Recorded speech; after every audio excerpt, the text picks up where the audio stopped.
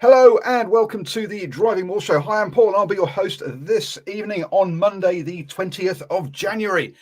We're here actually with you every Monday at 8 p.m. So do join us on Facebook or YouTube if you want to join us live and join in the live chat, or you can obviously catch up with the audio podcast as well as you do your housework or hoovering or driving. If you're cornflake, you can't do your driving because his commute is only about 5 minutes to work. So it's not long enough for our 3-hour rants about rugby and apparently nothing. We've got apparently nothing to talk about tonight, he says in the pre-show. How are you doing, sir? I'm ready for a 4-hour discussion about nothing. How British was that?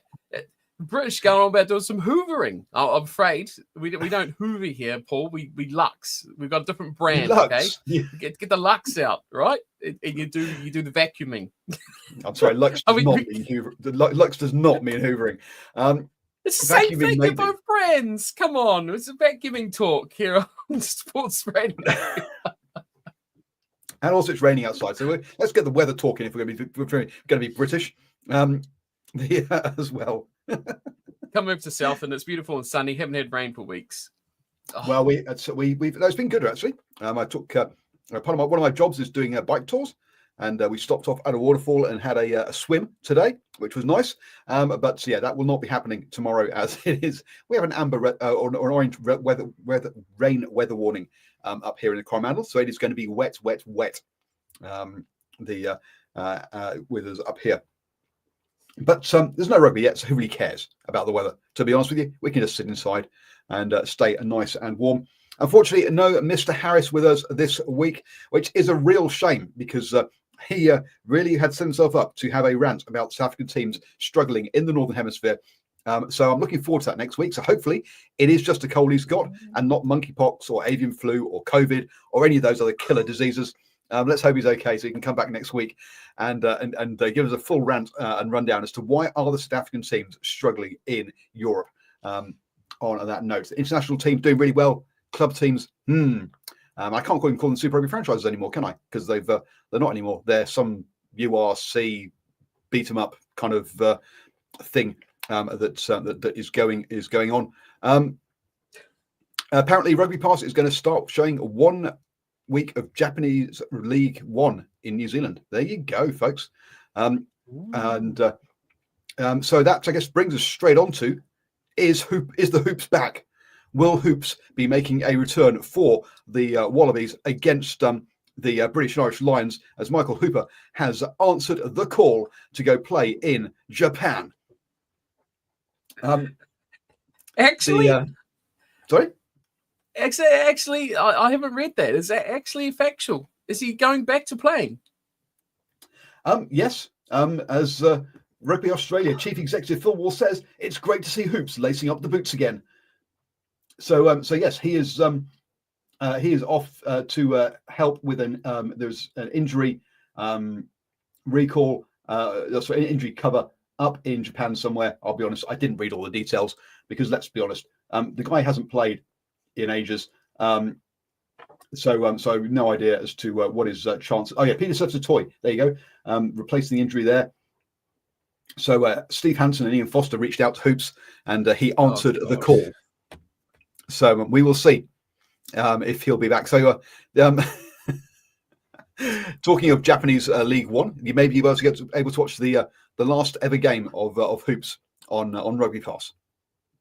No, just leave him in the changing rooms to do his little whiteboard drawings and his little analysis. I didn't think he was too bad at that. I thought he was quite all right. Give him a few years. By the time he reaches 60, like most normal pundits are, they're on TV, he should be ace. Him and Sonny Bill Williams leading the charge, the future of Stan Sport or whatever it will be called in the future.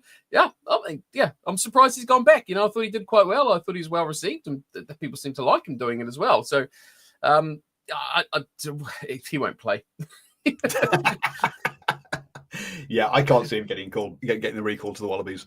And he's not making the next Rugby World Cup, even if he does come back. So I don't know. And anyway, Sonny Bill Williams now has a new job. He's now the hype man of some tennis player, apparently. So no idea what that's all about. But I just saw the headline and just and thought, yeah, nah, can't be asked. Not interested in that at all. But actually, before we get on We're to the digging news, deep. We're digging really deep for the news items here, aren't we? Sonny Bill Williams, the hype man for some tennis guy. I like it. It's as rugby as it gets. What happened to his boxing career? You know, he was all gung-ho. He was going to fight that other guy too, and that's all fallen away the wayside. We need some more Sonny Bill Williams fights. that other guy too, right? You Yeah, come that here, league guy. all He's the a details, leaguey. for all the facts. Leaguey, don't care. Was it Mundine? Was it Mundine he was fighting? Someone like that. I can't remember. Don't really care. No one cares. It's a leaguey. Oh yeah, apparently Stan Sports has tennis as well. So there you go. There's the conspiracy theory. It's not because he actually likes doing it. But anyway, we before we get on to the rest of the news, it is our New Zealand Rugby independent and unofficial quote of the week, edited by Jamie Wall. So we're going to go back now to the heady days of actually, it hasn't got a date on this one, but in New Zealand it was truly a classless game. The butcher's boy would play and fraternize with the local doctor.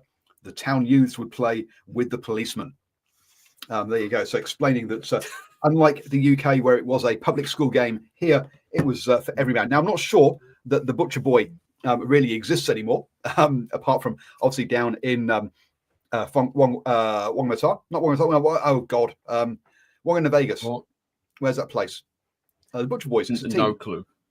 Really, no clue. Oh dear, I have to get my map out and actually remember the name of the town. And they all begin with words in this country. I get myself all mixed up. Whanganui. There we go. Thank you, Simon. So I don't think the Butcher Boys do exist anymore. But look, it is still true that it is a melting pot of places here in Waihi. You will see obviously the tradies. Your Sparkies and stuff playing. Also, we have miners, but also we have the policemen are still playing rugby here alongside the Mongrel Mob member and the Black Power guys. So it is a melting pot. It is a place where these people can actually have a neutral zone where they don't beat each other up. And so it's good to see that actually still happens today. Not so much down in Gisborne where they ended up having those. Remember that shooting I think last year between those two rugby teams because one rugby club was one gang and one rugby club was another gang. It's much better when you've just got one club in town and they have to all play in the same place and actually get on for that side of things.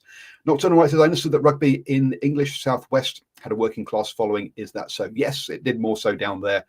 That is true. Down in Cornwall, where and Cornwall, which has been always had a strong counties team, English counties rugby has really could have died by the wayside as part when professionalism came along. Unlike obviously provincial rugby in Ireland, where they actually took that model and kept it going, over in the UK, it went down much more down the rugby roots. And obviously in the north of England, they also had a working class, which is why they had rugby league because they actually wanted to get paid, and broke away from rugby all of those years ago. But anyway, yes, moving on to the news then, and someone has already gazumped you in the live chat. So Steve Cornflake, give us your news. Well, we don't have to start with that news, but we can start with that news because I think that's the better news. But it is the Highlands captains for the upcoming season. You know, rolling back the clock here, Joseph, you know, last time there was two successful co-captains like this for the Highlanders was when they won the championship. So why not do it again? This time they have announced that Tavatava Nawai and Renton will be the co-captains for the Highlanders this season, which is intriguing. You know, Hugh Renton I can understand, experienced, sort of hard-working forward. Tavatava Nawai, I know he's a very clever, very smart, quick learning sort of guy. Captaincy, leadership, I'm very intrigued to see how he's going to go this season and who's going to lead that team, you know, when they're both on the field and there's a big call to be made, who's going to actually make those decisions. So I'm really excited for what Tavatava Nawai could bring in that sort of role for the team. But I think Renton's going to be your steady head. And I think we're going to learn a lot about what Mr. What they call him, Jim, is going to be this season. So there you go. Jimmy Jet is his nickname, yeah. So they call him Jim. So we've got to go. We've got to call him Jim from now on. We've got to be hip with the Justin Marshalls. Get on down. Look, Torrance and Tavatava is well respected by his teammates. Look at at Moana Pacifica, where I saw much more of him. He was he was known as Jimmy there, Jimmy Jet, say and Jim. So and again, well-respected player, but wingers generally aren't good captains because they are so far away from the referee, they can't influence the ref. And that's part of a captain's job, right? It's talking to the ref. So being so far away from actual play, to my mind, generally your fullbacks, your wingers aren't as good as you want. That's quite often why you have a forward in there, because he is in and around where the referee is going to be all the time, and can have a say.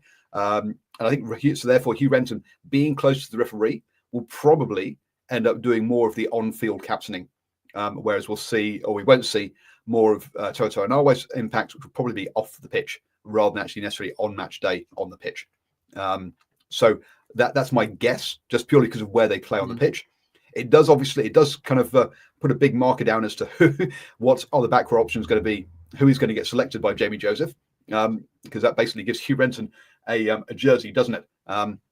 Now, I think we all expected Toto Inawe to be a first choice winger anyway, so that's not such a problem. But it does, it is an interesting call, or having the loose forward there being called with the depth that the Highlanders have at loose forward. So, interesting one there though. It makes me think, who's the last, not even high profile, but internationally or professionally club level, of a captaining winger for a team? Like, I'm trying to think in New Zealand of a captaining winger, or even fullback for that matter. Well, that has fullback led a Ben team. Smith, obviously. Yeah, he was a co-captain though as well, wasn't he? With wasn't it Nasi Manu? That was back in the day when the Highlanders won the title. Yep. I'm sure those were the two that were co-captains as well. But like Ben Smith was, but I can't think of too many. Well, let's be honest, you can't think of any. Is what you're trying to say. The only I wouldn't even throw Ben Smith in there, to be honest with you, because it was fleeting. I've got two. Mm-hmm. Ian Evans for Wales, which is going back a long way, and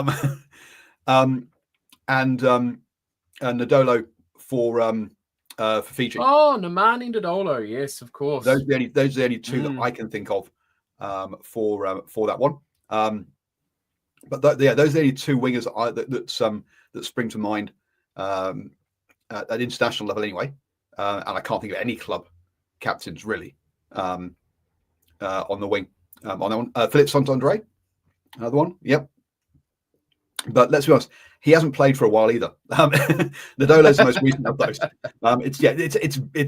We are having to go back into the annals and pull out our rugby book of 1985 to figure out. I can't. I'm going to think about it for the whole thing. If you ask me something, I'm in a complete daze. It's because I'm still trying to think about a fullback or a winger in recent time that has captained the team. If you're going to go fullbacks, we can also go Hogg for Scotland. For example, he was captain there. Did Matt Burke captain Australia? So there's a couple more. There's a couple more fullbacks, but wingers is very rare. Yeah. On that. Add that on my list. I do agree. Nocturnal saying they did the pass over Withy and De Groot.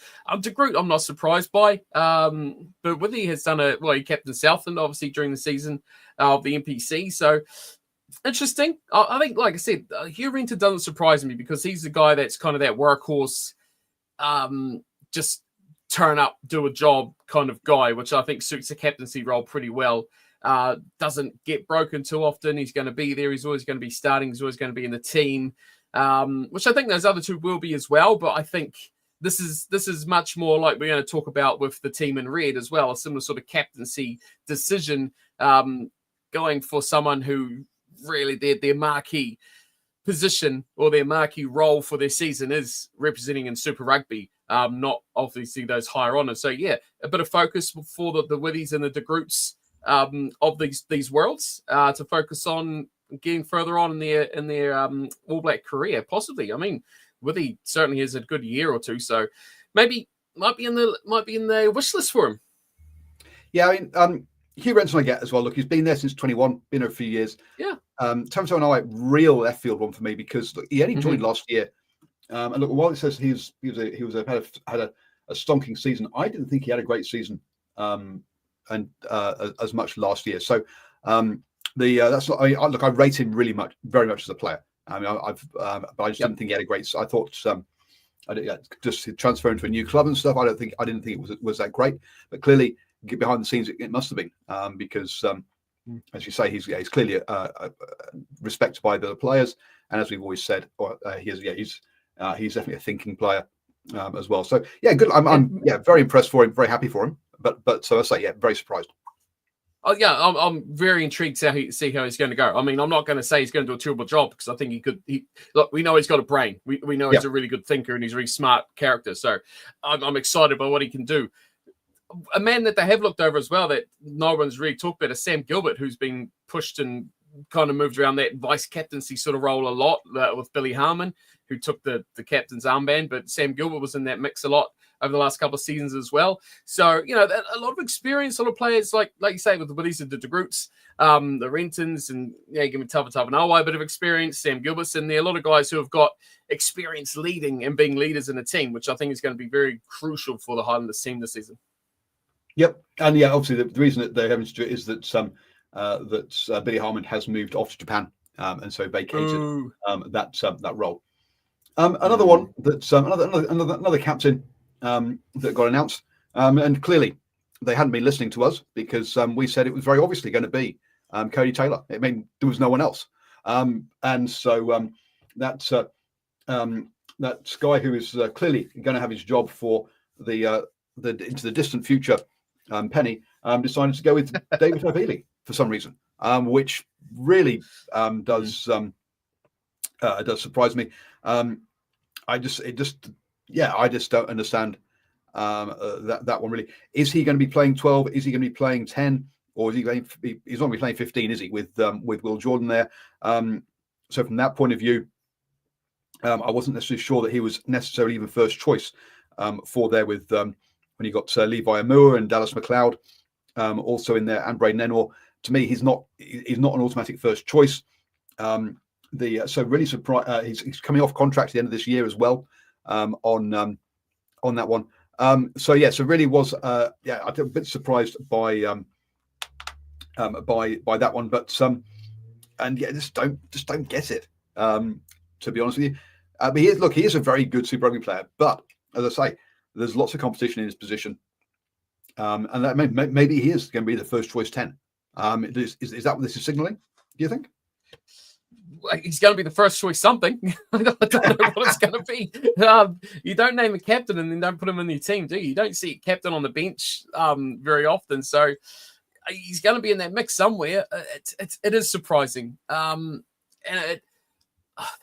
I'm surprised they've not gone more for what the Highlanders have done with the co-captain, like a lot of teams do these days, because, there's a lot of fragile bodies in that midfield, and a lot of bodies that want game time, and a lot of bodies that need game time, a lot of bodies and personalities that want to get back to where they were last year before, via injuries and missing out. And McLeod got that All Black boost and then fell off the pace again. So there's going to be a lot of guys clamoring for those spots. So they're going to have to fit him in somewhere. And then you go, do players move around? Is there shuffling? Is he at 10? I mean, geez, I don't want to see David Harvey at 10. I'm sorry. Filling a hole. Yeah, okay. If you move things around late, Crusaders are up by 15. You got 12 minutes left. You shuffle things around, move them to 10 just to kick the ball away and play a little bit defense and try some other things in midfield. Sure, but boy, to me, what is this signal for the likes of McLeod? Who's going to fill that? Obviously, if you got Harvey at 12, you've got Almour at 13. Where does your Enors fit? Where does your McLeod's fit? Where do those guys fit? To me, you're saying you're not starting this season. What your best chance of playing time is in 23 or injuries. Bad luck. Yeah, I'm not a fan. Yeah, look, and Dallas McLeod at 25. This is when he wants to be pushing on, and Braden Enor 27. These guys want to be pushing on to try and challenge for All Blacks jerseys roles, right? They've both been in the All Blacks. They both, I expect, are wanting to have higher honours as well. So, this could be but to say, he's only around for one season on his contract currently, which has been pulled up as being a bit of a problem because every other Crusaders captain is always captain for at least 3 years. So that has been brought up. But yeah, we'll see how that goes for the Crusaders. That's not. I guess it's another one of those things that just makes you think, not going to be their year. But we'll see. That's a bit harsh. A bit harsh. Okay, there we go. Keeping on Super Rugby then. Sean Stevens has got a short-term deal to go to Japan for 6 games. What? He's going to miss the first 3 games of Super Rugby, and quite clearly pre-season. I just really don't get this, to be honest with you. I understand, look, that he's contracted until next year, so he's still got 2 years left in his contract. Sure, he signed that with the expectation that he would be a regular All Black, or at least regular All Black squad member, and that hasn't happened.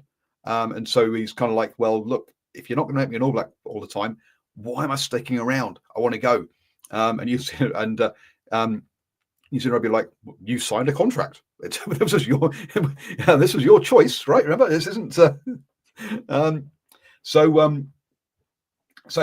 Clearly a disgruntled. Clearly, the player's not where he wants to be, and it's just a mess, really, isn't it? This. Yeah, it's. I kind of feel sorry for him, right? He got that little glimmer of hope. What was it, 2 years ago now? Was it 22? He got that opportunity, that All Black cap, where you thought maybe this might be the push on for him, that next step for his career. But like that was, to me, that was the public pressure, right? Finally telling, and a guy who's been in form, in the best form of his life, and people yelling and shouting and screaming from the rooftops, finally sunk through to an All Black coach. I finally gave in to the pressure of the public. But yeah, I feel sorry for the guy, right? He's got those ambitions, and he's never going to get rid of those ambitions. But time for him maybe to look to securing the future, securing a bit of cash, and securing his the rest of his life with a little bit of that Japanese money. So I don't blame him. It's not an ideal situation. It's a bit of a messy one, isn't it? Really. So it's sad, a bit sad for a player who's been a stalwart not only of New Zealand rugby at this sort of level, but for the Chiefs. You know, he's an iconic figure through Chiefs. You've got a lot of them. You know, a lot of those guys who stick around forever and ever. So, hey, I completely understand why he's doing it. So, hopefully for him, it'll be a bit of a refresher, a bit of a change of scenery, and be the better for him as well. So we'll see how he goes when he gets back from this little trip. To me, this is maybe Dan Carter did a sort of a small sabbatical to Toulon and got injured. He went to Perpignan first, but that wasn't a full season, was it? That was only like a half season. So this is the first. This is the first kind of mini sabbatical that I can think of. All the other sabbaticals are for a full season of Super Rugby, or for a full year. So to me, this is the first short-term one that I can remember since Dan Carter. And they were all Blacks, though, too. Well, technically, he isn't. They're all regular All Blacks. Where not the first teamers, not the All Blacks 15, and then one cap with the All Blacks in 2023 at the Bledisloe Cup game. Which look, it was key. That was a 23-20 win, and he scored a try. So it was important. But it was all him. I'm not sure I'd go that far. Look, he's a one cap All Black. It's very unusual to see this happen. Clearly, this is some sort of attempt at a compromise to make him stay for the rest of his contract. We'll see whether it kind of pans out. But yeah, having disgruntled players around who don't really want to be there never kind of works out. Let's be honest. And it's not like New Zealand Rugby's got plenty of cash to throw around and go, you're going to play in the reserves this year to teach you a lesson. No, we can't afford players like the cash that he's getting. I know, look, he's clearly not the super cash because he'll get more in Japan. But it's just a strange one that I can't see work. Just a mess, really. Indeedy. Staying in New Zealand, congratulations to Michaela Blyde, who got married there. So that's, generally we don't cover women's rugby, but hey, congratulations, well done. I hope she has a happy time. And isn't she the one that's off to? Hasn't she signed for the Warriors? The league. Rugby League. But anyway, think so. Nice foot. Not good there. Not so good news. Unfortunately, Anthony Watson has had to retire over in the UK because of a back injury. A real shame. There's a player who didn't unfortunately manage to realise his potential because of mainly injuries, I think. But yeah, he was a cracking player coming through for England, and I say we did, and also the British and Irish Lions, but never really didn't get to see his full potential in that because of injuries. Look, all the best to him in his retirement. Yeah, great player. What a little player he was. I remember him coming through. Great pace, great footwork, acceleration. He was a great little firecracker sort of player, wasn't he? We talk about a lot of these, the pace players. My rant I continue on about the power winger being dead. Anthony Watson, he was a man that started back with the way of the little wingers. The Milner Scudder sort of players. He's a bit bigger than him, but there's guys that could beat players with agility and with acceleration. I think the guys that are really, really fun to watch. So yeah, a terrible shame. Obviously 30 years old. 30 years old. Actually, I'm surprised he got 56 caps for England, so more than I thought. Wow. Yeah. And he did a couple of tours with the Lions. Yeah, 5 caps for the Lions as well. So 5 Test matches for the Lions. So clearly, so first choice, or at least in the first 23 for the British and Irish area for that time. So yeah, look, cracking player. 50 caps for your country is nothing to be sniffed at. So yeah, it's a decent career for him. But tell Sean Stevenson that. Sorry? Tell Sean Stevenson that. Yeah. Oh dear.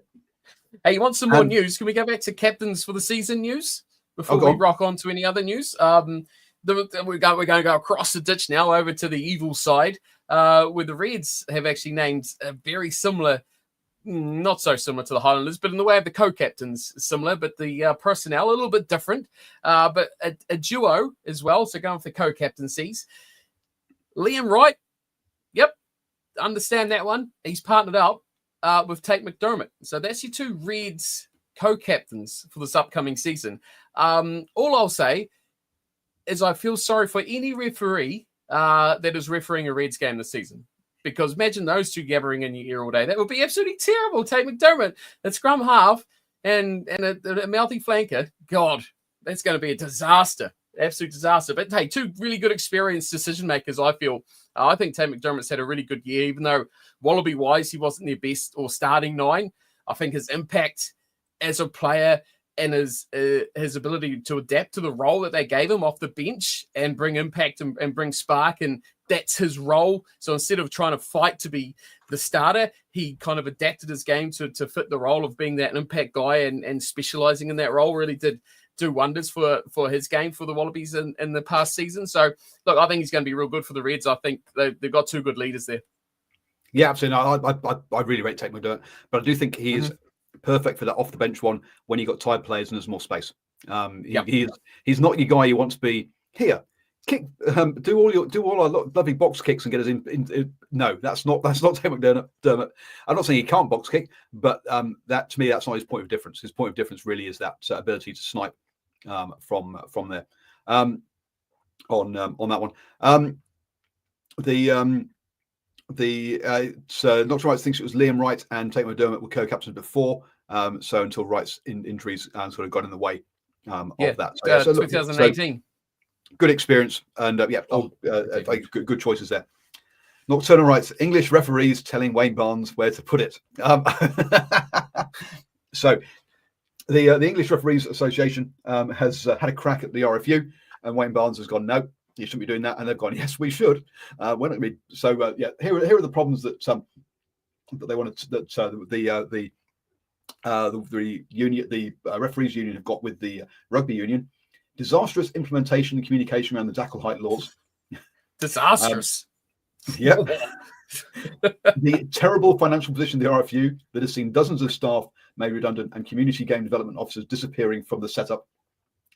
A bungled and expensive process over the release of England national team management, which saw the head coach being immediately employed by a rival country, Eddie Jones, obviously. And of course, the deep concern felt by people like us who give their all to the game for not much more than love for it, for what it represents, about the pay and bonuses the RFU executives when the whole game needs every penny it can get. Ouch. Generally, your referees unions stay pretty quiet. They don't tend to speak up against the actual unions. They tend to go work hand in hand, don't they? So to see the RFRU come out making that kind of statement, things are not rosy in the land of the Red Rose. Let's be honest on that one. So yes, it sounds like Wayne is a company man. Ref's got a right to be to get upset over people being sacked and bonuses getting paid and paid out. Look, I'm not actually sure what Wayne Barnes said, but yeah, to have your referees union coming out like that against the actual union, things are pretty bad over there.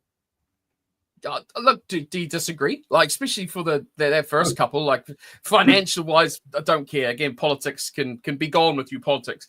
But the disastrous description of how the refereeing was a tackle height for that. But I mean, you could fill a list of things that have been disastrously looked after. Yeah, I can't disagree with it. Yep. So whilst it seemed like things had calmed down, and that the guys were going to get away with their nice bonuses, it's clearly it hasn't.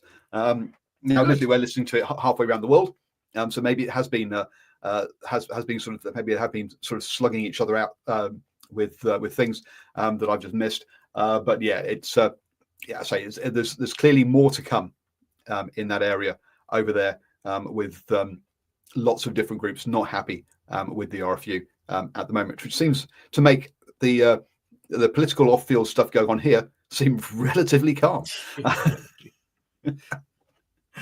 Right then, should we actually get through onto the topic of what we're here to talk about today, or have you got any final bits of news? No, I'm good. I'm really good. You're really good. That's good to see. So we're only a couple of weeks away now from the Six Nations. So that's our next big competition. Just to give you a quick reminder as to what happened last year. Ireland took out the competition. They did not secure the Grand Slam. Losing to England. Whilst England got that good win over Ireland, they did lose away to both France and Scotland. So they only got 3 wins, finishing third in the table. France themselves lost to Ireland and also drew with Italy. So a real mixed bag of results, beating England, Scotland, and Wales. Scotland then, beating England, but losing 3 games in themselves to France, Ireland, and Italy, losing away to Italy. So Italy having their best ever Six Nations championships with 2 wins and a draw and 2 losses. Unfortunately, that did leave them down in 5th place, which with 2 wins, a draw, and 2 losses, they did better than Scotland, really, but bonus points was their downfall.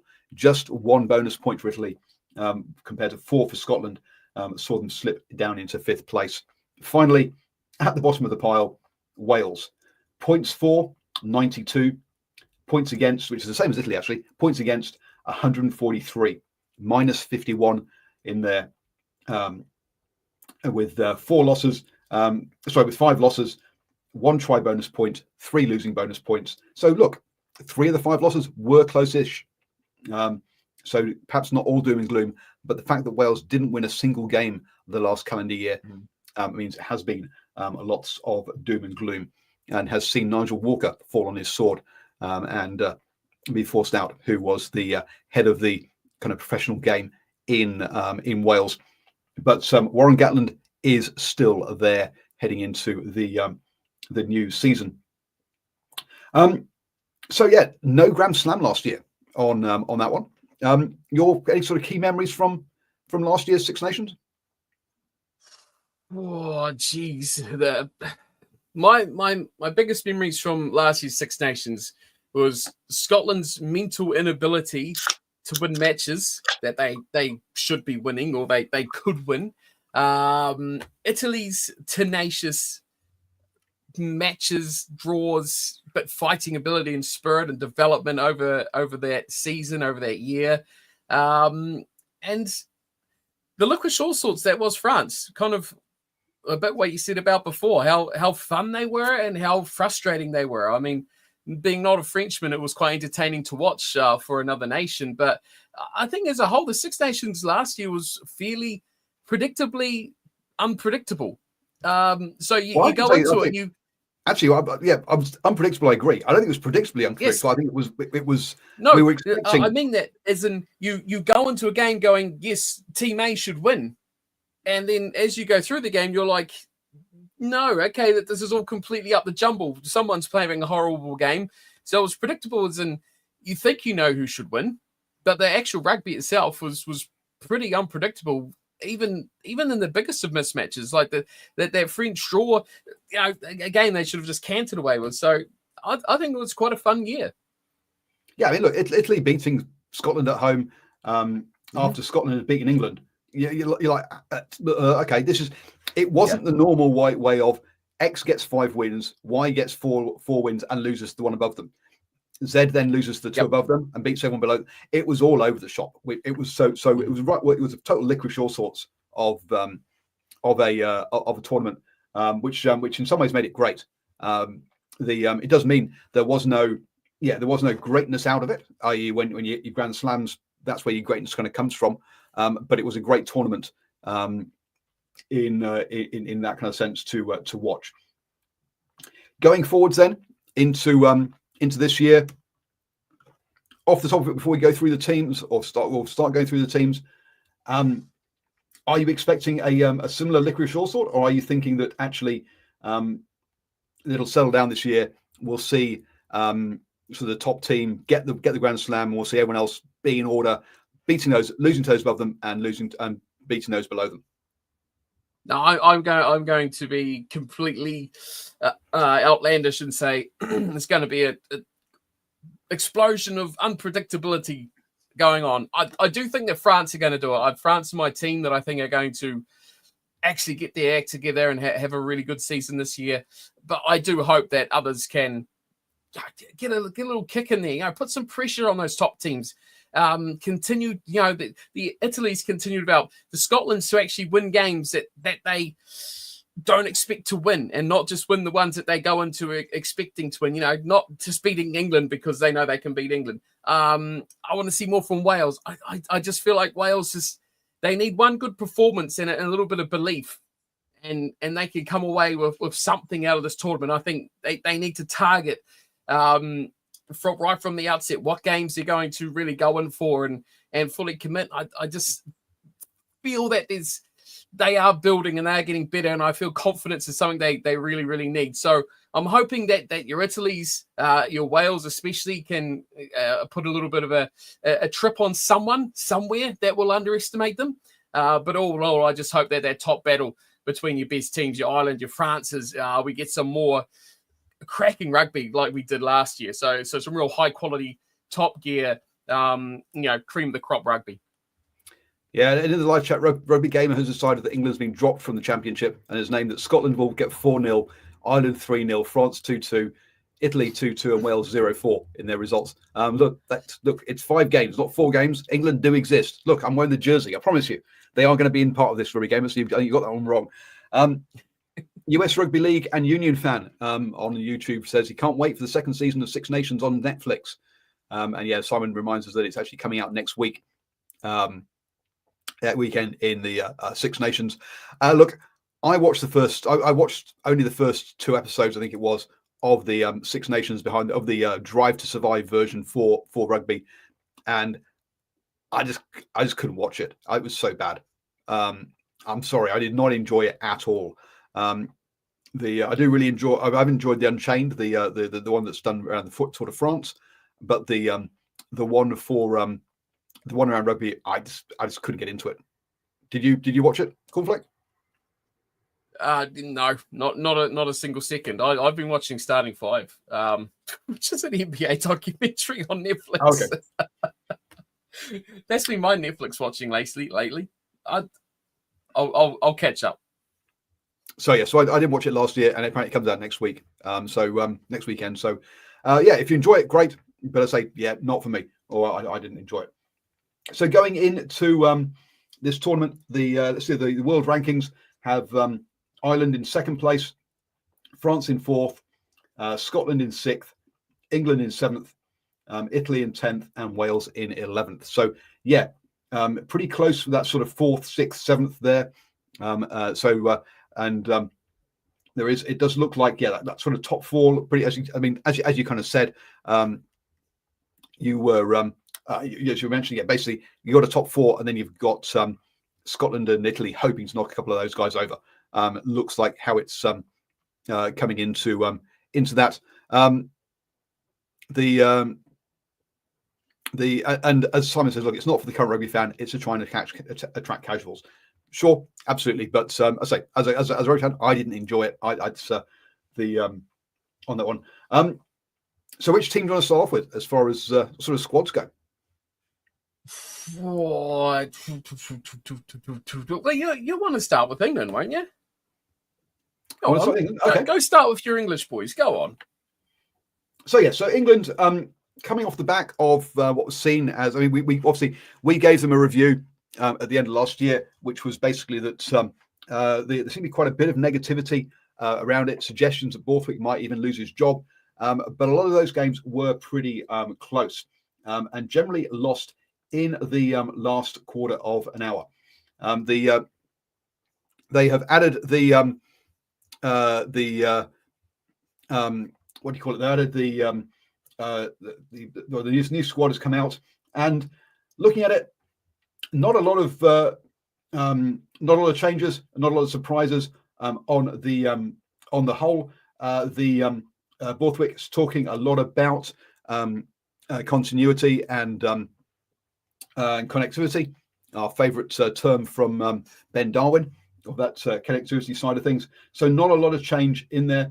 Yes, there are a couple of injuries which have unfortunately kept people out, like Fire Wabozo, for example, in there.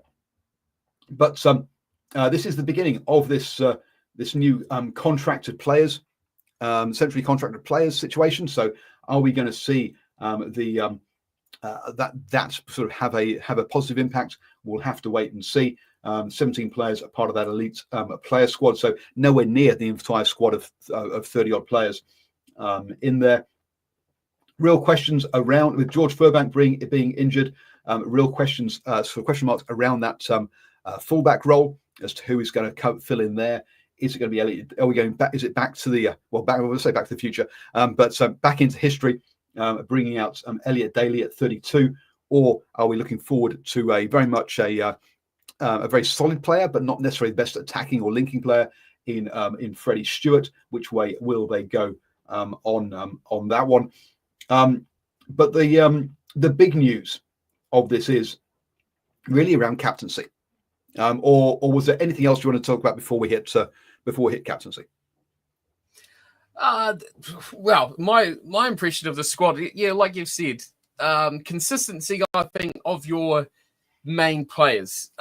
They've certainly kept their starting 20 or 23 or so players very consistent with guys that have been there before and last year.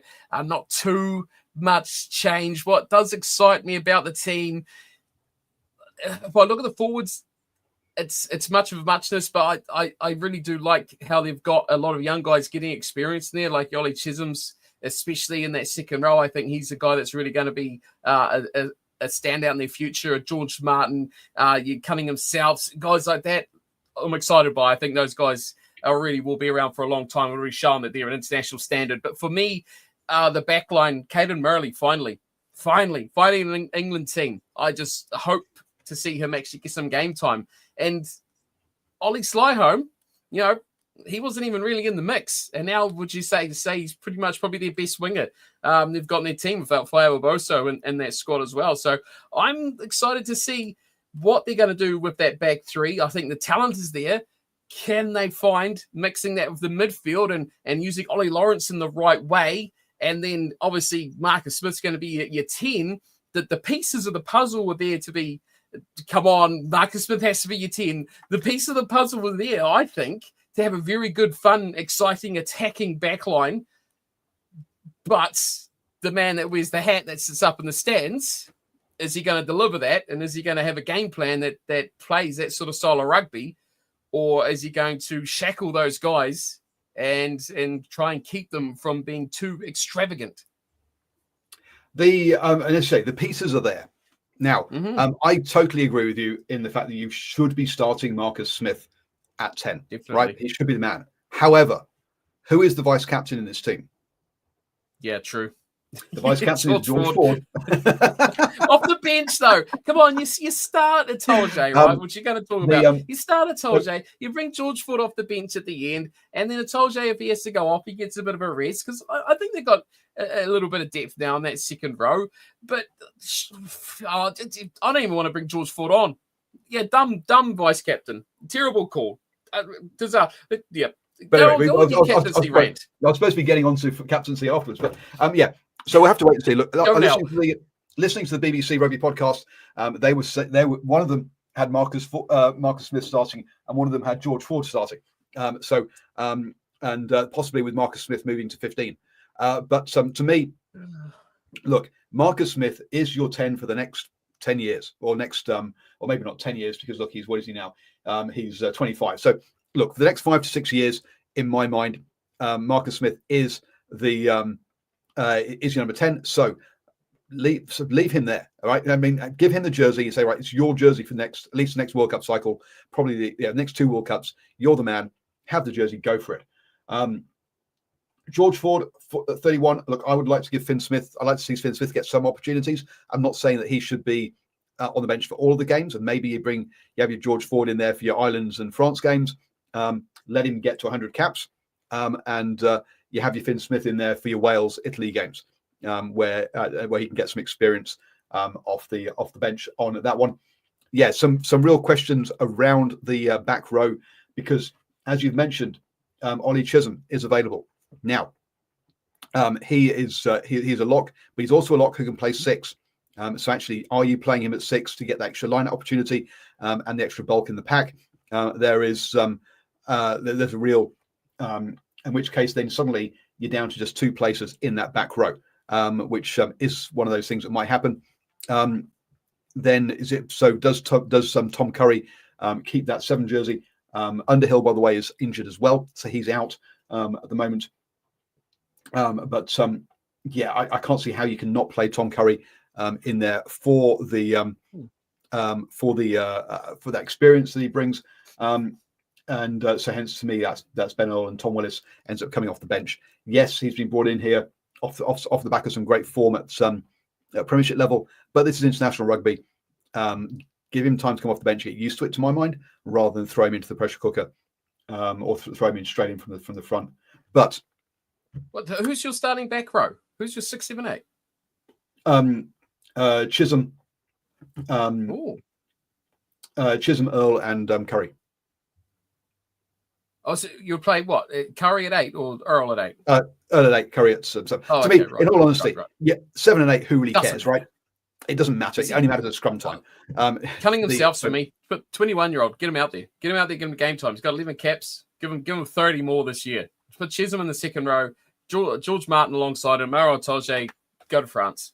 Well, he's already in France. No. Maro Atolje.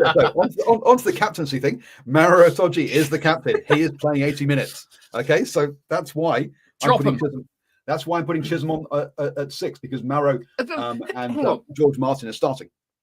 Why do we have 3 vice captains here, England? Oh yes, sorry, Jamie George and Alice Genge also vice captains, and George Ford. Why is there 4?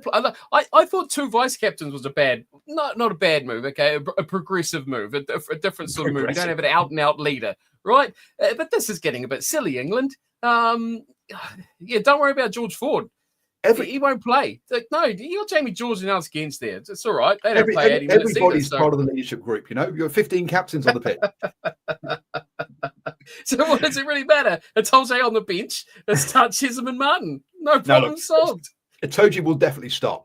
Okay, and Yeah. one of the reasons that he's got the captaincy off Jamie George is that England, where was their problem in these games? Their problem was in the last 20 minutes when their captain had gone off, and so hence the so this isn't a matter of Jamie George, you're not good enough, you're going to get dropped. This was a matter of, mate, we need someone who's on there consistently for the full 80. Hookers never play the full 80, right? Let's be honest. Yep. Or at least not regularly, not planned. And so Itoje has been, it's got that captaincy because he does play the full 80. Now, to my mind, what is amazing is that it's taken this long for him to be captain. He's 88 caps into his career. He arrived on the scene having won the Junior Rugby World Cup as captain, and everyone had already said at that point, he is a future England captain. And the fact that he's got 88 caps and hasn't been that future captain is actually the surprise more than anything else. He was a bit like sort of the Sam Cane, where it's like Sam Cane's clearly the replacement for after Kieran Reid, and Kieran Reid is clearly the replacement after Richard McCaw. Itoje was clearly going to be. So it's been amazing that it's taken this long. It's clearly Eddie Jones didn't like him. He played him, but didn't like him as captain for some reason. So I think that's the most amazing thing, the most surprising thing about this actually. Is it's taken so long for him to get it. Now he's got it. Look, it makes a lot of sense from that point of view. Look, he will be going on the British and Irish Lions. He is that class. He is a world class player in his position. Now, you may not enjoy his style of play. He is very niggly, and yes, he is one of those annoying shits you want on your team. You do not want to be playing against. He's always holding an ankle at the ruck so the other guy can't get away, and doing all these things that are technically against the rules. But what all your good players do to gain that little advantage, he plays right on that line, and generally plays just to the right side of it. He doesn't get himself that impinged. Doesn't tend to get penalised much, and he's not a card person either. So yeah, like Sean Fitzpatrick. Yeah, look, Sean Fitzpatrick is look. I mean, he is. They broke the mold when they made him. I think there are stories of him being. I mean, there are people who look to be this level. You have to be competitive. Okay, Sean Fitzpatrick was the next level of competitive. Apparently, he could not do anything with it, but not being a competitive. They would sit down at a table and he'd go, "I bet I can eat more bread buns than you." Like, why? And then he would go for, and then they would have an eating competition, like 3 hours before a game, and stupid things like that. Yeah, I think comparing anyone to Sean Fitzpatrick is not fair on them. Never mind, not fair on Sean Fitzpatrick either. So look, I'm not anti it. I think it's actually a good move. Will it solve the problem of England in the last 20 minutes? I think there's more to it than just captaincy. Look, I will say what I will applaud England for, and more reason to play Chisholm in that second row, by the way, with Itoje, because he is kind of like a nuisance back rower as well himself, very good at the breakdown, always getting involved in the rough stuff. So if you go Chisholm and Itoje in that second row, and then you go three typical back rowers, you've got five back rowers sort of to come along there together, and you can use Cunningham South in the line out as well. It's not like they've not used him before in that role, or with a Ben Earl has been hoisted up once or twice in his career. So there are plenty of options there for all sorts of situations. But let's be honest, when it's England, they want to go safe. You know where the ball's going, and it's going to be the man who's wearing that armband. But what I will give England credit for, looking through this team, a 36-man squad, only 6 players over 30 years of age. I like it. That's the sort of thing I like. You got a little bit of experience in there, but you look through it at the names here that are sub that 25. Your 20, 21, 22s. There's a few of them in there, which is good. This is how you develop for the future. When you look at guys, Tommy Freeman, 23 years old, he's got 16 caps already. This is the thing you want. George Martin's got 19 caps at 23 years old. So you've got guys who are getting into those double figures, teens, 20s. They're still in their early 20s themselves. Look, I think England is developing for the future quite nicely. Theo Dan, 16 caps as a 24-year-old hooker. We know hookers don't develop really until they're in their late 20s and their 30s. So, dare I say it, they have developed well, and there's still a lot of criticism saying that there's still plenty of talent there that should be picked into this team. So yeah, a bit rough, but I think I don't hate the squad that they've picked up. I'm happy with the whole squad. The one area that I think actually is a question mark is the one area, actually one we've not talked about. I think I'm happy with pretty much everywhere. Centres, to me, is a bit of a question mark. You've got two players there, Noe Lawrence and Henry Slade, who are both 13s. They're not 12s. But he's been talking about continuity, which suggests we're going to see those two players play side to side again.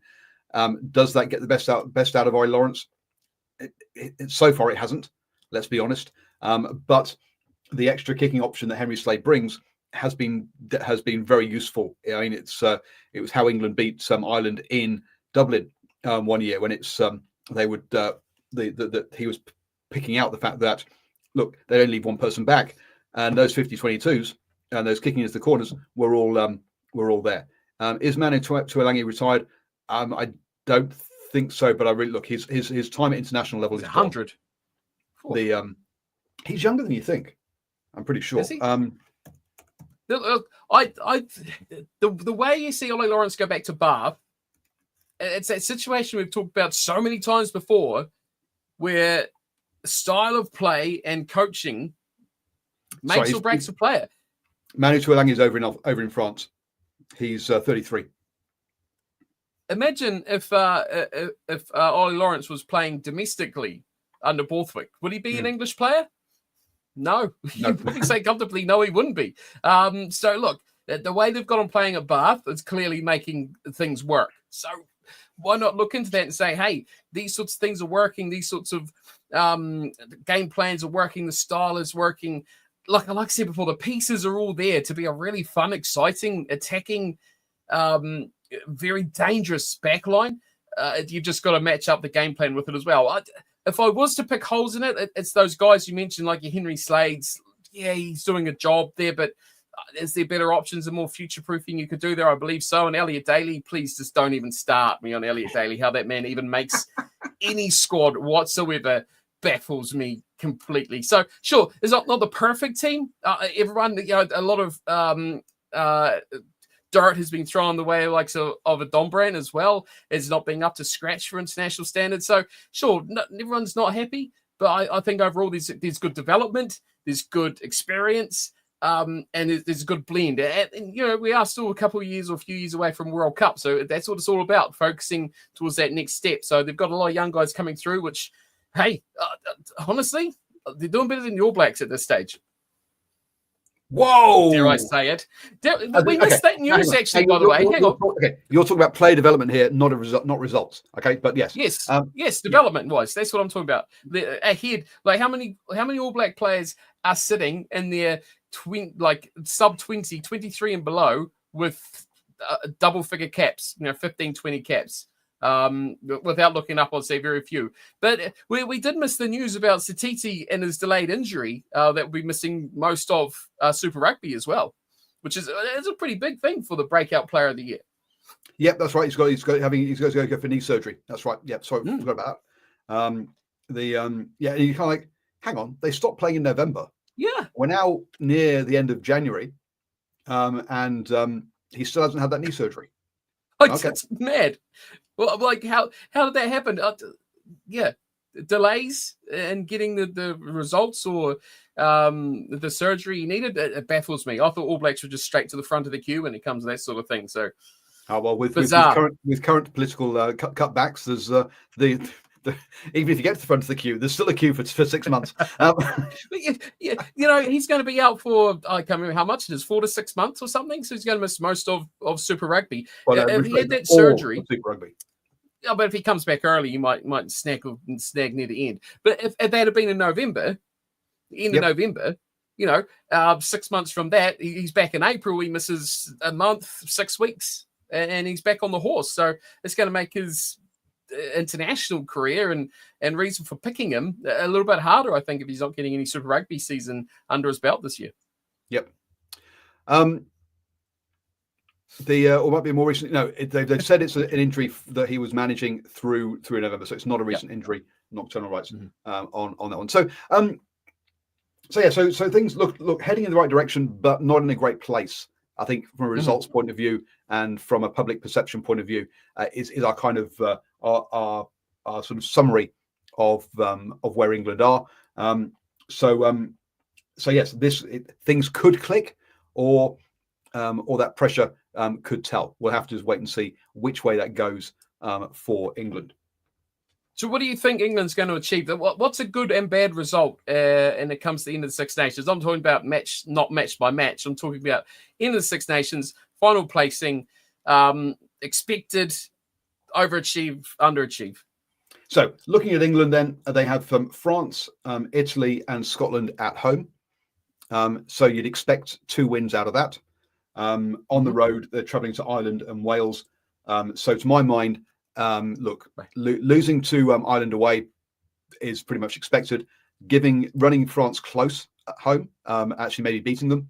But they should beat Ireland and Scotland at home. Sorry, Italy and Scotland at home and Wales away. So to my mind, they have a par result is 3 wins, 2 losses.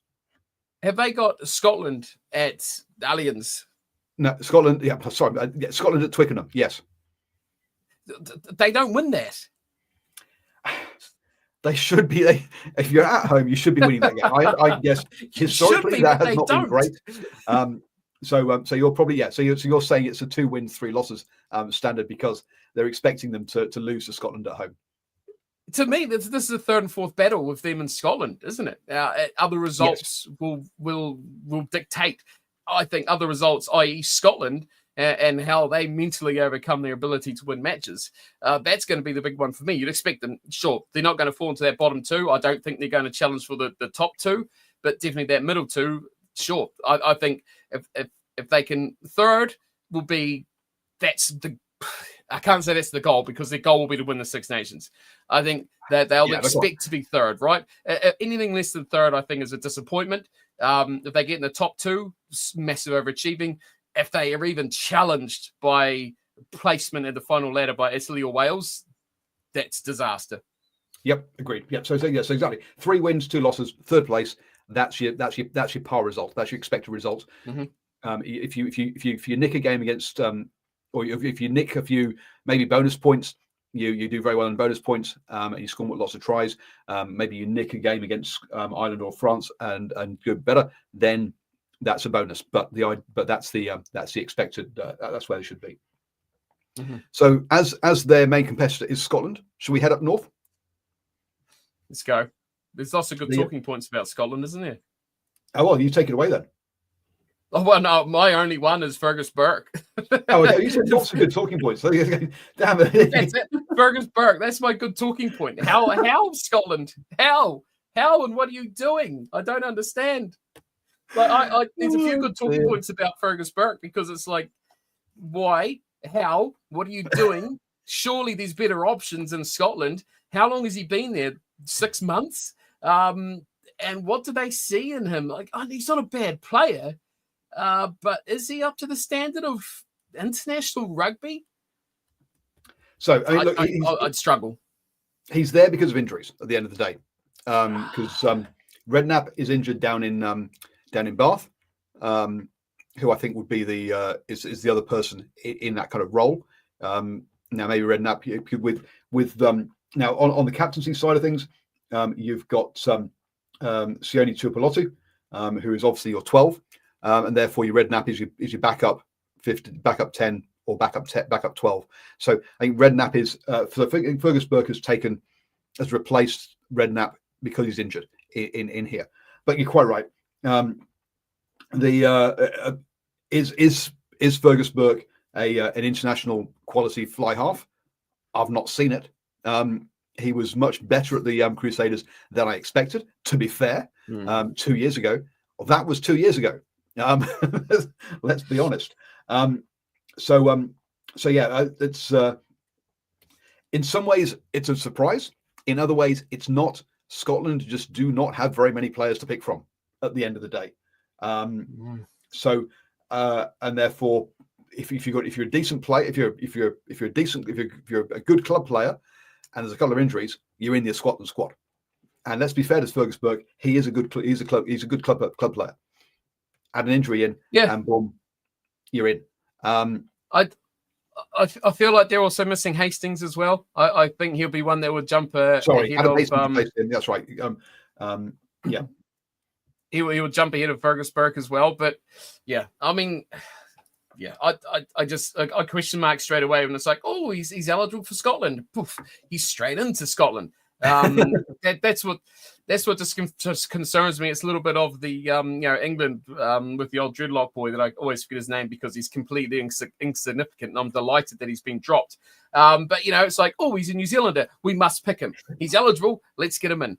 The guy, the flanker that they thought was God's gift to the world last Six Nations, and then ended up being a useless piece of crap. Sorry, I thought you were going back a few years to the winger who played league, anyway.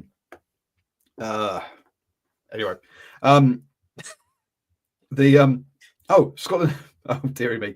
So Adam Hastings is obviously has a nasty injury, and so he's out again for 6 Nations. And he's also been handed a driving ban as well, after being caught using a mobile phone and speeding. Oh.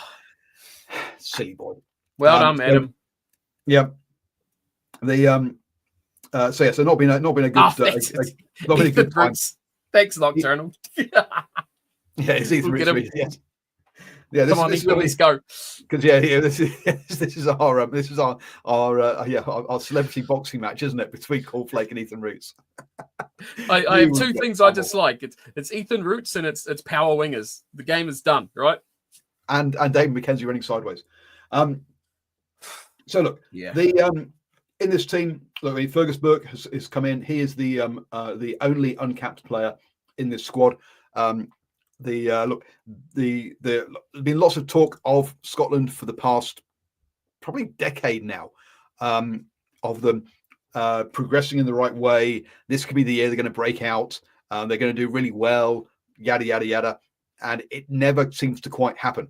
And they end up cocking up like last year, losing away to Italy.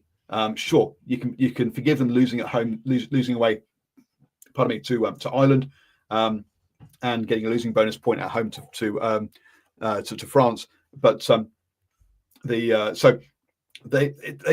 been there, or we see them think they've got the pieces. They're on the way. The golden generation has kind of gone now with your Hogs, stepping one side. Now look, that's not been so good, has it? Now we've seen that actually. His the issues around his domestic situation and having restraining orders put on him away from his wife or ex-wife, sorry.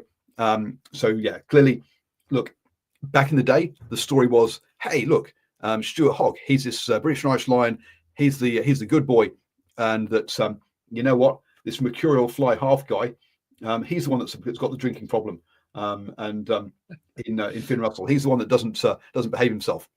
Not so sure nowadays, are we, folks? Maybe Hogg was the guy leading Finn Russell off the rails. Maybe he was the bad influence. So maybe getting rid of him has been good for this team, even though he was their world-class player.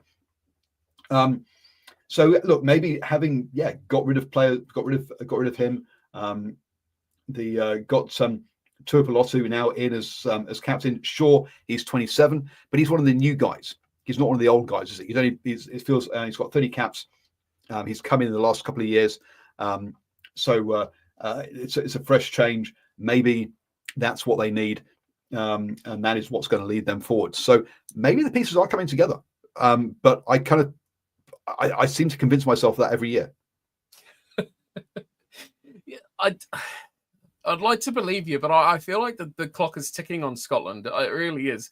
I'm just reading about there how it was Johnny Gray's, it could be Johnny Gray's first Test cap since Six Nations in 2023. So it's going to be a long way back for him to get back in this lineup, but a quality player that he is. But what I look about in this team with Scotland is the discrepancies between their experienced guys and their inexperienced guys is vast. But the ages aren't so vast. Like you say about new guys coming into this team in their mid to late 20s and having 3, 4, 7 caps.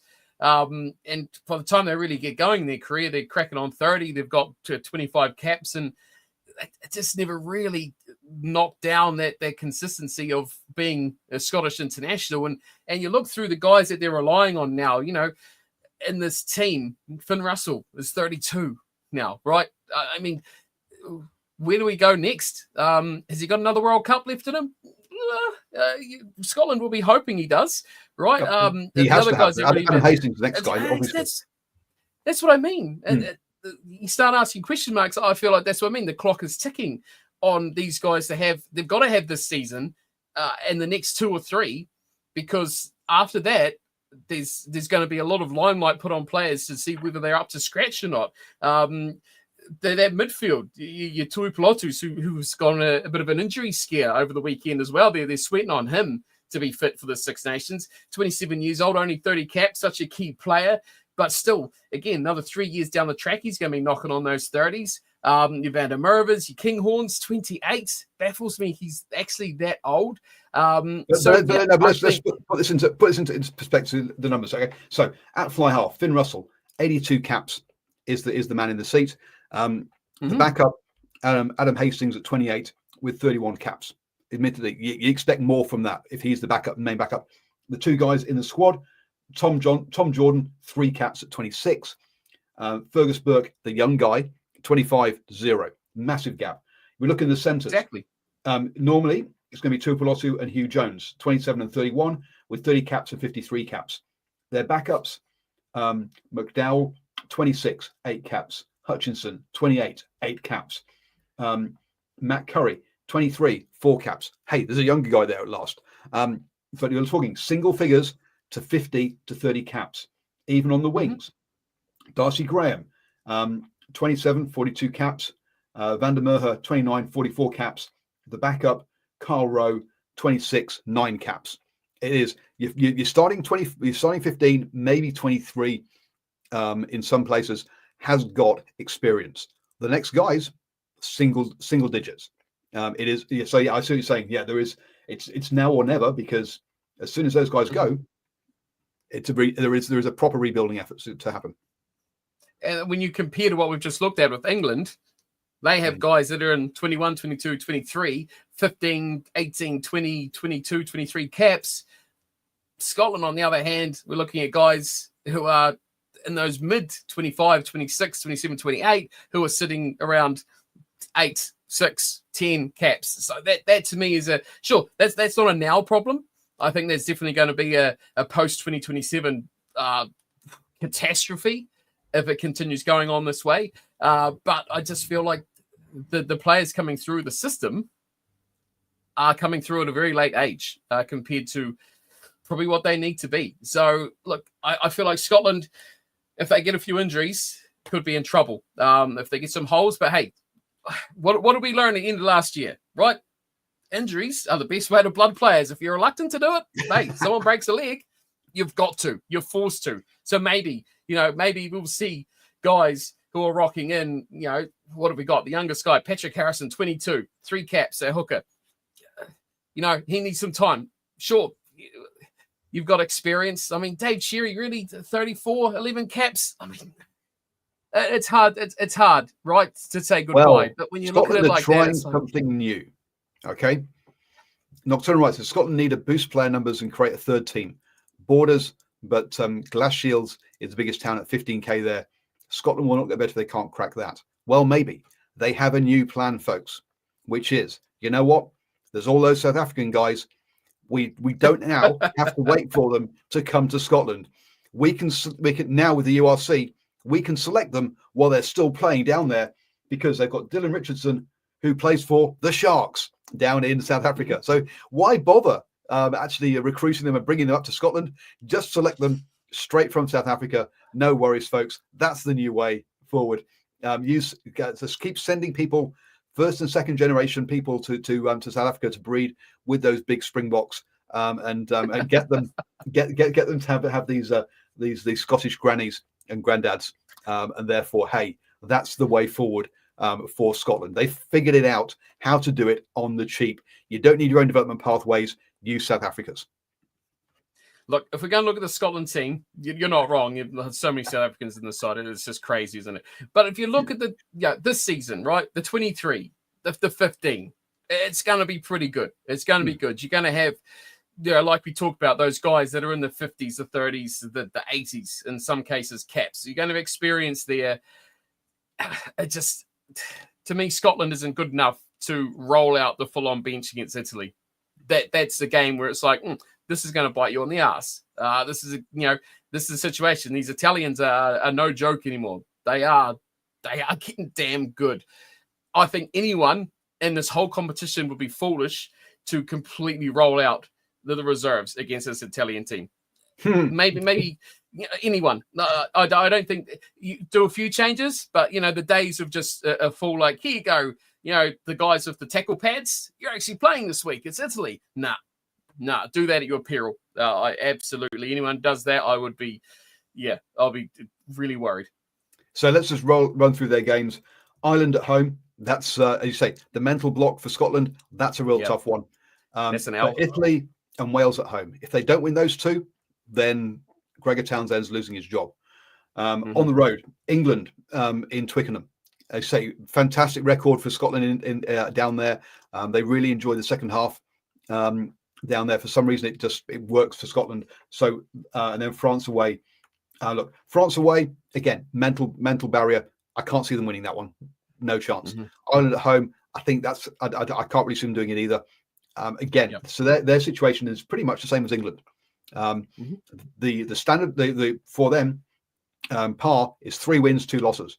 Because they do win down in Twickenham. There is no mental barrier there. Now, clearly, so the expectation here, the expectation for England and Scotland to me is the same. Obviously, one of them is going to come in below expectation, but that doesn't mean you can't both expect the same thing. So that's got to be the expectation, I think, for them, and then hope to nick something against probably Ireland at home. Look, France away, that's a massive ask to me. Or they need to get cricket scores against Italy and Wales to get up those bonus points, basically. Yep. Yeah, you stole my point there. I was going to say they need to really run the scoreline up against those Italians and the Welsh as best as possible. Bonus points are going to be key. And when you lose to inevitably an Ireland or a France or even the England game, don't lose by much, right? Because sure, you may lose to England, but if you've picked up bonus points for that and then winning try bonus points against your Wales and your Ireland, you pick up losing bonus point. Oh, sorry, your Wales and Italy. Grab a bonus point against Ireland. That can negate the fact that, hey, you've lost that game. England didn't pick up a bonus point there. Maybe they don't, against Italy. And then, you may lose that game against England, but you can still finish above them on the table. So it's a whole season sort of thing. And that's going to be the battle. For me, that England game, at the 1 win, lots of losses, Allianz Stadium is going to be key for both these teams. 22nd of February, folks. 22nd of February. What day is that? I haven't got a clue. Saturday. Yes. The Saturday in New Zealand or Saturday in UK? Well, it depends what time zone you're reading out there. Hopefully the 23rd for us, and I'll be able to watch it. So for us, the England Scotland game is at 5:45 on Sunday morning. Yes, on that one. So we might even do a watch along for that one. Because that's my we might be able to do that. Okay, then. Now remember, next week we've got Stephen Harris's rant about why South African teams don't play well in Europe. So we have to get through at least one more team, if not two, this evening. Where do you want to go next? Are we going to go top table 2 or the bottom table 2? No, we're going to the bottom table. I don't want to talk about top 2. I want to talk about Wales. Let's go to Wales. You want to go to Wales? Okay. What do you want to tell me about Wales? I don't know. I've not looked at their team yet, so I'm not even prepared. What do you want to tell me about Wales? Okay, so what I'll tell you about Wales is Warren Gatland is doing his thing. Go back to 2015, and he did a crazy thing where 2015 or 2011, where he picked only 2 hookers in his World Cup squad. That meant if one got injured, they'd have to be replaced, and he couldn't bring them back towards the end of the thing if it was a bad. So it was crazy. It worked out for him. I think it was 2011 actually, and obviously they beat England and got through. This time, though, you know what? He's gone and said, you know what? Who needs fly halves? That 10 jersey does not matter. Because the fly half that he wants is injured, he has decided that, you know what, Gareth Anscombe, the only experienced and fit fly half he's got, no, I don't want him. I don't want him in the squad.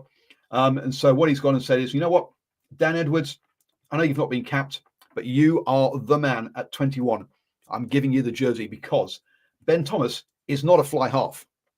Ben Thomas is a 12 that can play fly half and plays 12 for his club in Cardiff.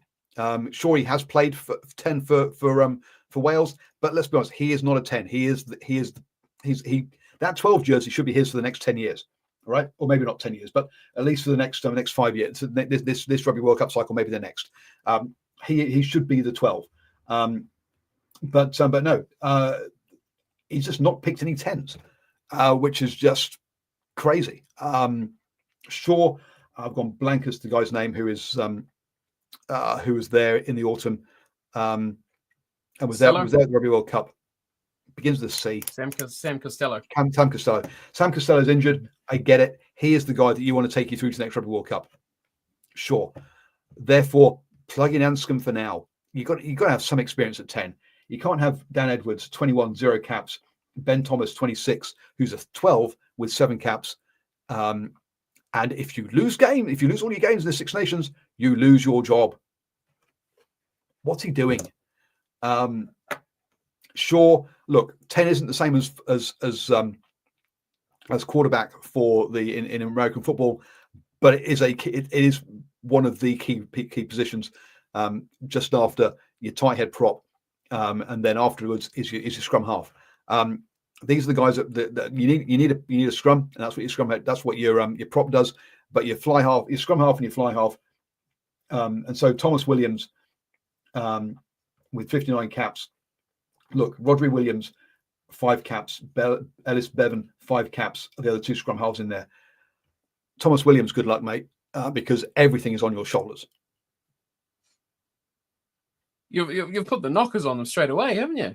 You put the proud knockers on them straight away. No team. I could put together a coherent argument that they'll win a game, and have some positivity. But with his selection, I just don't get it. I really don't. Yeah, it's a pivotal position to have such an inexperienced player and no real backup for him either. Is just crazy. I was trying to find a Lloyd. That's the other one they've used quite a bit. Owen Lloyd. In the last couple of years too, and he's nowhere in the picture either. I'm not sure if he's injured or just out of favour, but he's fit. Oh, so the Costello's injured. Lloyd's fit. They've completely dropped him out as well. Yeah, okay. So big question marks around that number 10 jersey. But hey, Liam Williams is back. You know, celebrate that one. And they got Jack Morgan as well. Like Captain Fantastic is back. I mean, let's ignore the obvious in the number 10 jumper. The unfortunate thing is that Nick Tompkins is still on the side as well, which just baffles me for selection at how he continues to make his way in this team. But yeah, okay. If we're going to be positive about this, okay, let's be okay. So the positive side of this squad, as you've mentioned there, Captain Fantastic is back. Jack Morgan. Also, you got Talupi Faletau back as well. Now, I think he might have picked up a small injury, but he should be around for the Six Nations. So you've got and then add Aaron Wainwright in there. You've got a decent back row, and you've got some experienced leadership with Talupi Faletau. Also, coming back into the squad is Josh Adams. So you've got some experience in that backfield. With Josh Adams and Liam Williams coming back, they weren't there in November. You've got experience at the back there as well. So the positivity is you've got some of these experienced players coming back that can lead this team forward. So you've got a couple of guys in the backfield. You've got a couple of guys now in the forwards who can add that experience, add that leadership to this team for there.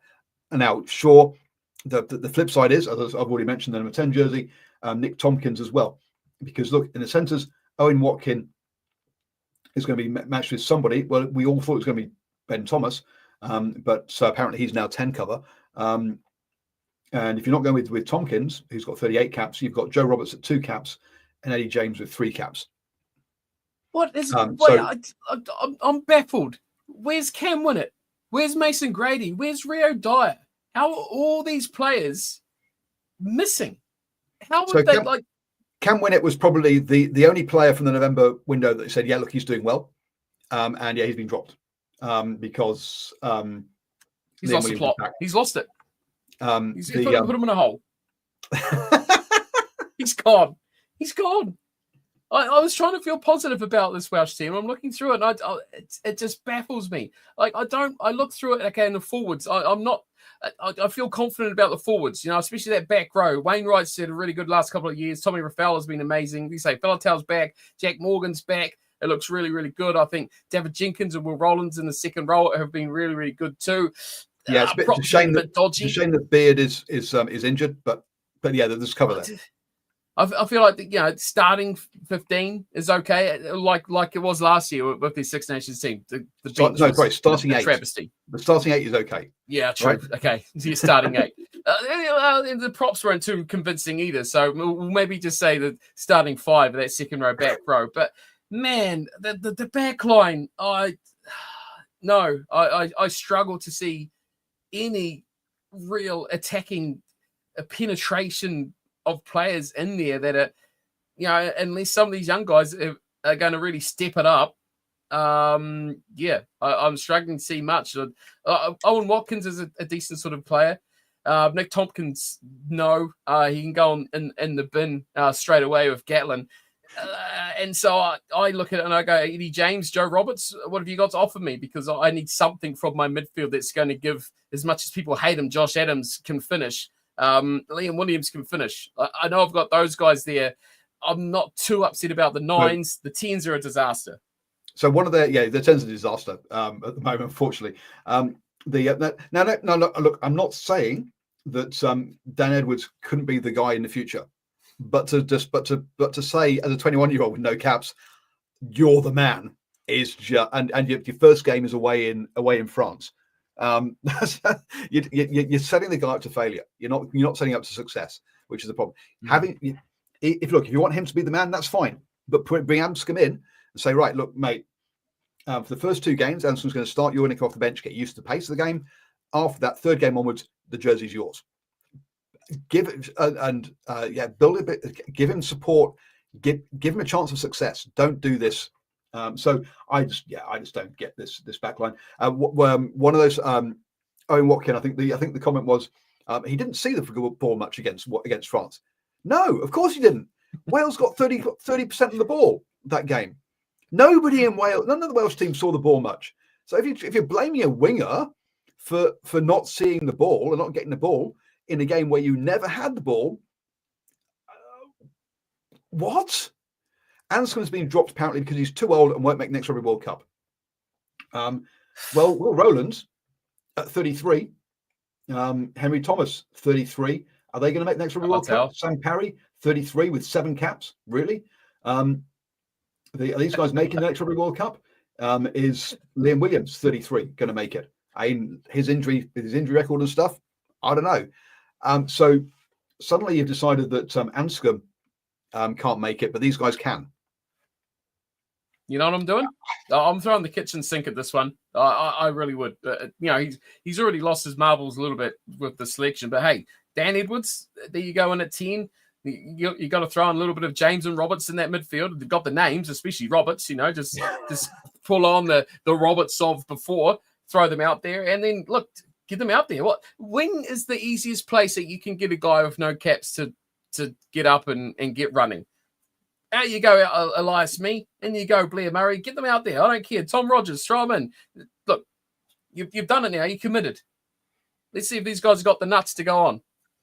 Yep. So we'll see. Okay. So expectations for this season. Sorry, Italy's going to kick their ass. At home, they've got England and Ireland. Ouch. Loss. Away, they're going to France, Italy, and Scotland. Yeah. If they were playing Italy at home, I might have given them a little bit of a shot, but Italy on the road, look, I think Italy's in a massive upward trajectory. And their opening game is against France. Their second game away is against Italy. Yeah, before they have. Wales. So good luck. I want them to But do good. You know what they're going to do? They need Borthwick. Get Borthwick in and just play team-man rugby and just make sure the team kicks really well and get a backline that can all tackle with incredible efficiency and just kick goals and territory. I mean, I like the pack. I do like the pack. But we saw last year especially how often did Wales just aimlessly go side to side to side to side to side with possession, recycling, that no one really hit the defensive line and got over the advantage line, actually got forward meters. They were just taking contact and looking and going, who else is there? And you have it, just go to ground. They just lacked imagination. They lacked an attacking game plan. Leave it with the forwards. We'd like to be positive about Wales, but I'm sorry, we can't. I would love to be. Italy then. Italy, the only team that haven't announced their squad yet for this Six Nations. So we're running off what they've said, what they did for November. So we'll probably come back to revisit Italy properly next week when we have their squad. But look, off the back of their best ever Six Nations last year, positivity in November. Let's have a quick having a look at their schedule. They're at home. Well, they'll start off away to Scotland, which look with Scotland. The Scottish weakness is the fact they don't have a big pack, right, and that's why they struggle against Ireland and France, where they just get beaten up. So up against so look, that's a good matchup for Italy. They're not going to get beaten up front. They've got decent backs. That'll be a good game. Now, do we expect them to win it? Probably not, but we expect them to give Scotland a good game. Off the back of that, as we mentioned, they then host Wales, which should be which off recent record, that's definitely their favourites going into that. So the big question mark here is, can they cope being favourites? They were favourites last year, so I don't see why not. But Italy is so unused to being favourites that is the only question mark to my mind as to if they win that game or not. They follow that up with at home to France. Now look, they drew with France last year in France, so that shouldn't hold any fear for them. Do we expect them to win? No, but look, they know that, and the fact that I think it was the opening game, wasn't it, for France last time? France after 3 games, that's going to be a tough one, really. Once they've got up to speed, you really want to catch France on that opening game if you can. If you're Italy, let's be honest. And then they follow that up with away to England, where they've never won before, and then at home, finish at home to Ireland. So look, those last 2 look like a bit of a stretch, but it's a good start for them, and they could get a bit of a roll on, and could cause problems for, I say, if England are coming off the back of 2 losses, which considering they start away against Ireland and then at home to France, there is a good chance that England's England could be actually then they've got and Scotland at home before they play. So, but they could be 2 losses and a win heading into that Italy game, being told, if you don't win this game, your boss is losing his job. So the pressure could really be on, especially if they've lost to Scotland as well. If they go into that with 3 losses, boy oh boy, that'll be a pressure cooker. So look, I don't expect Italy to. I expect Italy to do well in the first 2 and then struggle in the last 3. But if they're coming off 2 wins or a win and a losing bonus point, and if they've got the tails up, and say England are in a bit of a hole, then things could be very different. Yeah, I think they could be really difficult, especially if they get their confidence up and get off to a good start. They're missing a couple of outside backs from their team. No Louis Liner and no Apollo Adogwu in their team this year. But look, I look through their team and they've got experience where it matters. And that's what, when we look at Wales, obviously they don't. And to me, this is where I think they're even outdoing Scotland a little bit. They've got guys and depth in their team, guys with 20, 30, 40 caps in multiple positions, right? So they're bringing guys off the bench with experience, which is, I think, a couple of other sides won't do. If they get injuries, they lose a couple of guys, key players. They've got players who can step up to that level, who've got experience with them. So Italy is I think they're in a really, really good spot. I'm excited by what the Italians to do this year. Mentally, I think is where it's going to tell us where they can, or how far they can go, or how well they can compete. But I do agree with you. If they get off to a good start, they get a roll on, get a bit of confidence. Yep, they could be one to really trouble those better sides. So yeah, lots of experience. Powerful pack. We know they're going to be dangerous there. Excitement in the backs. I'm curious to see how they're going to play their 10 and 15 this year as well, where they go with the Tommaso Allen at 15 and Garbisi taking the number 10 jumper, or whether they mix that up. But I just think that this is a team that knows where they're going. They know what their plan is. They know how they work. They like to run. They're exciting. They remind me a little bit of Argentina, how they've got really barnstorming midfielders, Iheanacho, Brex, and Minicello. Again, like we talked about with Wales, no one to really get that back line going forward. Those guys get it going forward. And then you throw in there your Monteioanis, your Capazzos, guys like that. Finishers, devastating players. They're going to be dangerous. 2 wins to start off, and then look out.